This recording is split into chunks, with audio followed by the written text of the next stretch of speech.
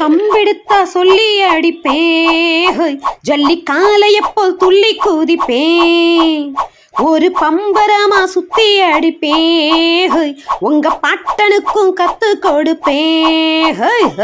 பூராதி சூரரும் தீரரும் யாரு, கோதாவில் ஒத்தையா நிக்கிறாரு, வந்தாக்க நெத்தியின் மத்தியில் ஜோரா சுண்ணாம்பு பொட்டதா வைக்கிறாரு.